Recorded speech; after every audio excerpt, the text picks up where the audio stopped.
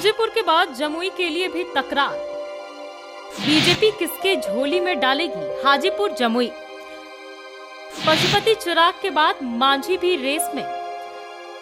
लोकसभा चुनाव को लेकर भले ही एनडीए में सीट बंटवारा नहीं हुआ हो, लेकिन गठबंधन में सीटों को लेकर घमासान जारी है। खासकर बिहार में तो कुछ सीटें मोदी और शाह के लिए भी सिरदर्द है। इसमें सबसे ज्यादा चर्चा में हाई प्रोफाइल सीट हाजीपुर है।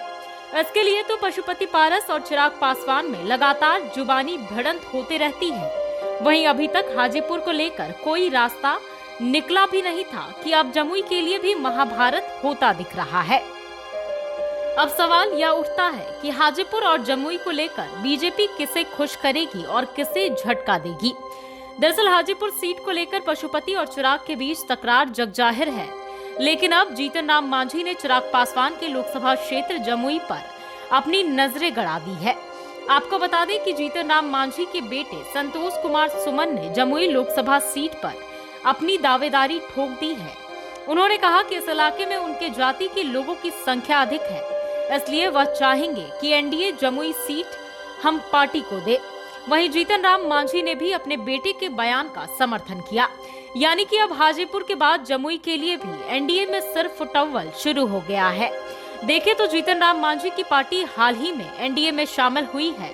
वहीं हम पार्टी का यह दावा है कि 4 से 5 सीटों पर उसकी अच्छी तैयारी है, लेकिन पार्टी ने जमुई का जिक्र कर सभी को चौंका दिया।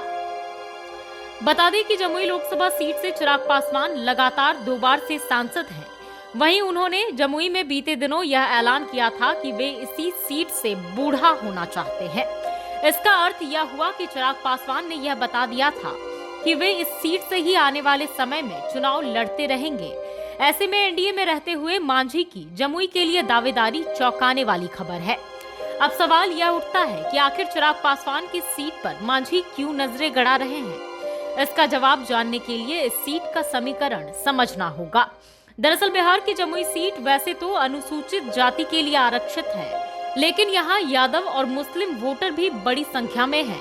वहीं अनुमानित आंकड़ों के मुताबिक यहाँ यादव वोटर 3 लाख से ज्यादा हैं। इसके बाद मुस्लिम, दलित और महादलित वोटरों की संख्या है। ऐसे में सभी राजनीतिक दलों का टारगेट दलित और महादलित वोट बैंक पर होता है, मगर मुस्लिम और यादव भी इस सीट पर किसी भी पार्टी के उम्मीदवार की हार जीत में बड़ी भूमिका निभाते रहे हैं। देखें तो जमुई सुरक्षित सीट भी है और यहाँ दलितों महादलितों की अच्छी आबादी है, इसलिए मांझी को यहाँ उम्मीद दिख रही है। वहीं इस मुद्दे पर जब चिराग पासवान से सवाल किया गया तो वो बेफिक्र दिखे। उनके हाव भाव से ऐसा लग रहा था कि जमुई उनसे कोई छीन नहीं सकता।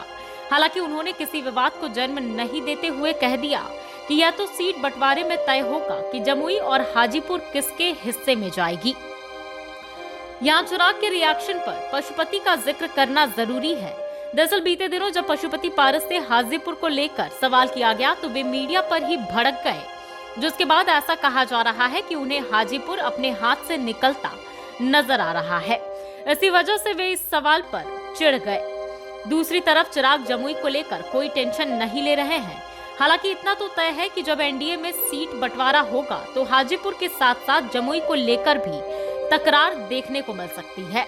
अब देखना यह है कि मोदी और शाह किसके झोली में हाजीपुर और जमुई का तोहफा देते हैं। तो फिलहाल के लिए इस वीडियो में इतना ही। धन्यवाद।